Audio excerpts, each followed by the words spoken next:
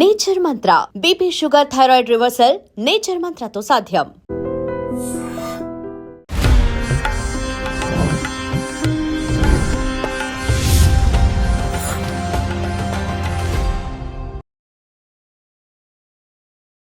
ఐడ్రీమ్ ప్రేక్షకులకు నమస్కారం. నేను ఉదయశ్రీ. దైవానుగ్రహం కార్యక్రమానికి స్వాగతం. మనకి కార్తీక మాసంలో చివరి రోజు పోలీస్ వర్గం అనొస్తుంది. అసలు ఈ పోలీస్ వర్గం యొక్క విశిష్టత ఏంటి, పోలీస్ వర్గం అంటే ఏంటి తెలుసుకుందాం. ఆ రోజు ఎలాంటి ఆచారాలు పాటించాలి. మనతో ఉన్నారు ప్రముఖ ఆధ్యాత్మికవేత్త శ్రీమతి భార్గవీదేవి గారు. నమస్తే అమ్మా, వెల్కమ్ టు స్టూడియో. ఏంటమ్మా ఈ పోలీస్ వర్గం అంటే ఏంటి, దాని విశిష్టత ఏంటి, ఎలా జరుపుకోవాలి?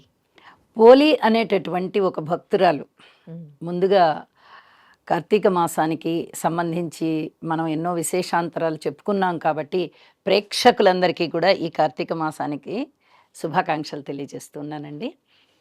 అయితే కార్తీక మాసం చివరి రోజుకి వచ్చేసాం మనం. చివరి రోజుకి వచ్చేసాము. పోలి అనేటటువంటి ఒక భక్తురాలి యొక్క కథ, ఆమె ఎలా స్వర్గానికి వెళ్ళింది అనేది తెలుసుకోవడమే పోలి స్వర్గం. పోలి అనేటటువంటి ఒక వనిత ఒక గ్రామంలో ఉంది.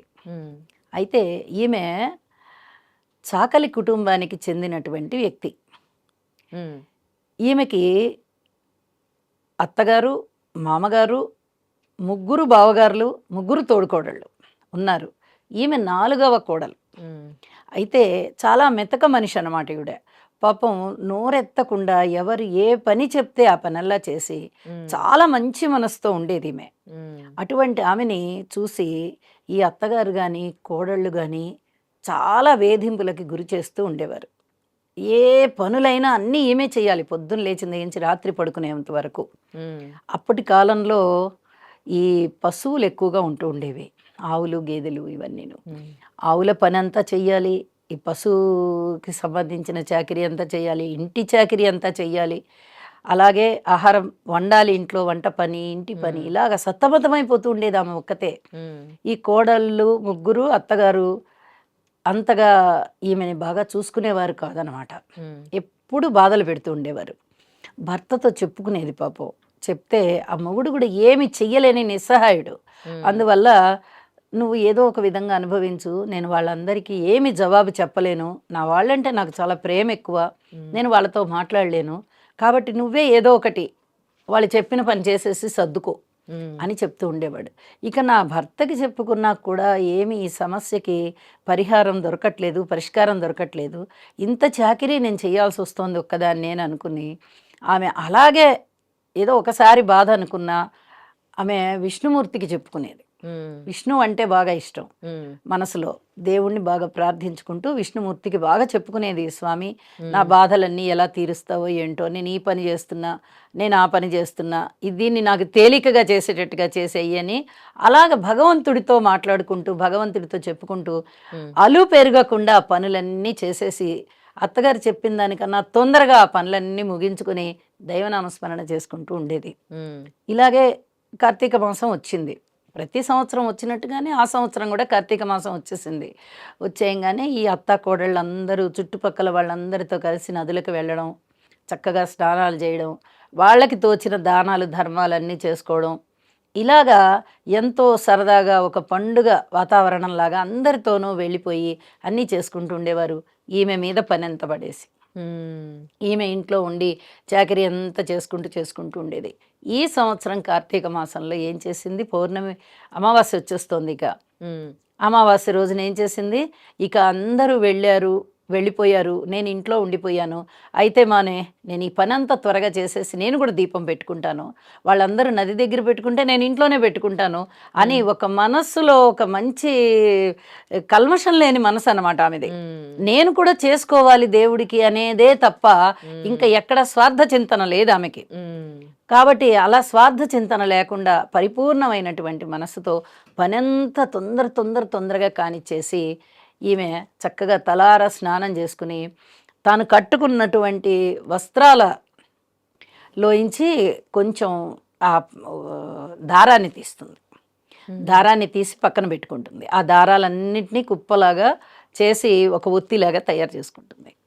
ఎక్కడో వెతికి ఒక ప్రమిద తెచ్చుకుంటుంది. ఆ ప్రమిదలో మజ్జిగని పెరుగుని చిలికితే మజ్జిగ అవుతుంది కదా, ఆ మజ్జిగకి మొత్తం అంతా వెన్న వస్తుంది కదా, మజ్జిగ పైన తేలుతుంది వెన్న. ఆ వెన్నని తీసి ఆ వెన్న కాచుకొని చక్కగా నూనె కాకుండా వెన్న, కాచిన వెన్నతో దీపం పెడుతుంది, నెయ్యితో దీపం పెట్టేసి ఇక ఈమె ఏం చేస్తుంది, దైవనామస్మరణ చేసుకుంటూ కూర్చుంటుంది. మంచి పరిపూర్ణమైనటువంటి హృదయంతో పెట్టింది కదా దీపము, వెంటనే అది విష్ణుమూర్తికి చేరిపోయింది. అంటే ఇంకా ఆమె సమయం అయిపోయింది కాబట్టి విష్ణుమూర్తి ఇంకా ఈమె సమయం అయిపోయింది అని చెప్పి సుశీలుడు అనేటటువంటి ఒక దూతని పిలిచి బొందితోనే పోలిని స్వర్గానికి తీసుకునిరా, వైకుంఠ ప్రాప్తి ఉంది ఆమెకి కాబట్టి వైకుంఠానికి తీసుకురా అని చెప్పి రథాన్ని ఇచ్చి పంపిస్తాడు. రథం అంటే వాయుమార్గంలో వెళ్ళేది అనమాట. ఆ రథాన్ని తీసుకుని ఆయన వస్తాడు. వచ్చి పోలి, విష్ణుమూర్తుల వారే సాక్షాత్తు నీకు మోక్షాన్ని ఇచ్చేస్తున్నారమ్మా, నువ్వు బొందితో స్వర్గానికి రావాలి అంటే ప్రాణం ఉండగానే స్వర్గానికి వెళ్ళిపోవడం సశరీరంతోనే. ఈ అదృష్టం ఎవ్వరికి రాదండి. కాబట్టి నువ్వు ఎంతో పుణ్యాత్మురాలివి, వచ్చేసేయనంగానే ఈమె ఇంక ఏమీ ఆలోచించదు. ఆకాశంలో ఎంచి ఒక రథంలాగా కిందికి దిగింది. అది పుష్పక విమానం నిజం చెప్పుకోవాలంటే దాని పేరు, కానీ ఆ వాయురథం అనమాట, అది వాయు మార్గాన్ని వచ్చే రథం. ఈ పుష్పక విమానం ఇదేదో వచ్చింది ఆకాశంలో ఎంచి, దివ్యమైన పురుషులు ఎవరో దిగారు, నన్ను విష్ణుమూర్తి రమ్మంటున్నారు, ఇంతకన్నా ఇంకేం కావాలి, నేను వచ్చేస్తున్నానని వెళ్ళి వెంటనే ఆ పుష్పక విమానాన్ని ఎక్కేస్తుంది. విమానాన్ని ఎక్కంగానే కరెక్ట్గా అదే సమయానికి ఈ అత్తగారు ఉన్నారు కదా, హేలి ఆమె పేరు, ఈ హేలి కోడళ్ళు అందరూ నది నుంచి తిరిగి వస్తున్నారు. వస్తూ వస్తూ అన్ని చాడీలు చెప్పుకుంటూ వస్తున్నారు వాళ్ళు. ఈ పోలి ఇంటి దగ్గర ఏం చేస్తోంది, ఆహారాన్ని ఏమన్నా అమ్ముకుంటోందా, ఎవరికైనా సరిగా వండుతోందా, వండట్లేదా, ఇది పనంతా ఇంత పని చెప్పొచ్చాం కదా, అంత పని సరిగ్గా చేస్తుందా, ఏదైనా ఎగరగొడుతుందా, మన బట్టలన్నీ ఉతకమన్నాము అది ఉతకలేక చింపేస్తుందా వాటిని అని ఇలాగ ఉన్నవి లేనివి అనుకుంటూ అత్తలు కోడళ్ళందరూ ఈ అమ్మాయిని ఎగతాళిగా మాట్లాడుకుంటూ వస్తూ ఉంటారు. అప్పుడే ఎప్పుడైతే గుమ్మంలోకి వచ్చారో ఈ పోలి విమానం ఎక్కుతూ కనిపిస్తుంది. దివ్యరథం ఏదో ఎక్కుతోంది, ఇదేది విమానమా రథమా, వాళ్ళకి ఆ పేర్లన్నీ తెలిసేటంత జ్ఞానం కూడా అంత లేదు వాళ్ళకి. ఏదో వచ్చింది ఆకాశంలో నుంచి దిగింది, ఈమె ఎక్కింది, ఇదేంటని చెప్పి గబగబా వెళ్ళి ఆ పోలి కాళ్ళు పట్టుకుంటారు. ఎక్కుతున్న పోలి కాళ్ళని పట్టుకుంటే ఆ సుశీలుడు అనేటటువంటి ఆ దూత చెప్తాడనమాట, ఏంటమ్మా ఆమె కాళ్ళు పట్టుకున్నారు అంటే, లేదు ఈమెను ఎక్కడికి తీసుకెళ్తున్నారు మీరు, మా కోడలు ఈమె అంటే, కోడలు లేదు ఏమి లేదు, సాక్షాత్తు విష్ణుమూర్తుల వారి అనుజ్ఞ అయ్యింది ఈమెకి, కాబట్టి ఈమెకి స్వర్గం చేకూరింది, వైకుంఠానికి తీసుకెళ్ళిపోతున్నాం మేము, ఈ బొందితోనే స్వర్గానికి వచ్చేటంత గొప్ప భక్తురాలు ఈమె అంటే, మేము కూడా దానాలు చేసాం, ధర్మాలు చేసాం, పూజలు చేసాం, అన్నీ చేసాం కదా అని అంటే, మీరు చేసేవన్నీ పూజలు కాదు, మీరు ఈ మనస్సు కలుషితం చేసుకొని చేస్తున్నారు ఆ పూజలన్నీను. ఈమె భక్తితో చేస్తుంది, భక్తితో పెట్టినటువంటి దీపము భగవంతునికి చేరిందమ్మా, అది నిష్కల్మషమైన మనసుతో ఉంది ఈమె. ఇన్ని సంవత్సరాలుగా ఈమె నిష్కల్మషంగా భగవంతుడిని ఆరాధించింది. మీరేమో ఈమెని కాఠిన్యంతో ఒక కటువుగా ఈమెని కష్టపెడుతూ వచ్చారు, మీరు ఇంకా మారాలి, మీరు సత్ప్రవర్తన అలవాటు చేసుకోండి, ఈ అమ్మాయికి మటుకు విష్ణులోకం సంప్రాప్తం అయిపోయింది అని చెప్పి ఆ దివ్య రథాన్ని ముందరికి తీసుకెళ్ళిపోతూ ఉంటే, ఈ పోలి కాళ్ళు పట్టుకుని ఉంది కదా ఈ హేలి అత్తగారు, అలాగే కాళ్ళు పట్టుకొని ఎగురుతుంది ఈమె కూడా. ఆ విమానం ఎగురుతుంటే ఈమె కూడా ఎగురుతుంది. వెంటనే ఈమె కాళ్ళు పెద్ద కోడలు, మళ్ళీ ఆమె కాళ్ళు చిన్న కోడలు, ఆమె కాళ్ళు మూడో కోడలు, ఇలా ముగ్గురు ఒకళ్ళ కాళ్ళు ఒకళ్ళు పట్టుకొని వెళ్తూ ఉంటారు. ఆకాశంలో వెళ్తూ ఉంటే మేము కూడా వస్తాము అని ఆ సుశీలుడు ఏం చేస్తాడు, మీకు అర్హత లేదు, మీకు ఇంకా సమయం కూడా రాలేదు, మీకు అర్హత లేదు, మీకు సమయము రాలేదు, మీరు నరకానికి వెళ్తారు, మీలో ఇన్ని దుష్టబుద్ధులు ఉన్నాయి, కాబట్టి ముందర మీరు మనసు మార్చుకొని సత్ప్రవర్తన అలవాటు చేసుకోండి, అప్పుడు మీకు ఏమైనా ఉత్తమ గతులు వస్తాయని చెప్పి ఆ చేతుల్ని నరికేస్తాడు. హేలి కింద పడిపోతుంది అయ్యో అని. ఈ దృశ్యాన్ని అంతా గ్రామస్తులందరూ చూస్తూ ఉంటారు. ఏంటి పోలి ఏంటి ఇలా వెళ్ళిపోయింది, ఈ హేలి ఏమో కింద పడిపోయింది, దావిడితో పాటు కోడళ్ళందరూ కూడా కింద పడిపోయారు. ఎవరికి సమయం వస్తే వాళ్ళనే పిలుస్తాడు భగవంతుడు. మంచి మనసుతో నిష్కల్మషంగా ఉంటే మనకి కూడా స్వర్గలోక ప్రాప్తి లభిస్తుంది. అందుకు ఉదాహరణ మన కళ్ళ ముందరున్న మన పోలినే. కాబట్టి పోలీలాగా మనం ఉందాం. ఎంతో వినయ విధేయతలతో ఉండేది, ఓర్పుతో ఉండేది, దైవ చింతనతో ఉండేది, ఇంటడి చాకిరి చేసేది, పల్లెత్తి నోరెత్తి మాట్లాడేది కాదు. ఇలా ఇన్ని గొప్ప లక్షణాలు ఉన్నటువంటి పోలీకి మనము ఇవాళ రోజున అమావాస్య రోజున లాస్ట్ ఇక కార్తీక మాసం చివరి రోజున మనం దీపాలు పెట్టాలి, ఆమెను తలుచుకోవాలి, ఆమె చరిత్ర చదువుకోవాలి అని చెప్పి ఇక దీపాలు పెట్టేసి నీళ్ళలో వదులుతారు. ఆ నీళ్ళల్లో దీపం ఉండాలి కదా, అందుకని అరటి బోదెలో దీపాలని ఎన్ని దీపాలైనా పెట్టచ్చండి ఆ రోజున. అన్ని దీపాలని చక్కగా ఆవు నేతితో శ్రేష్టమైన దీపాన్ని పెట్టి ఆ రోజు పోలిని తలుచుకుంటారు.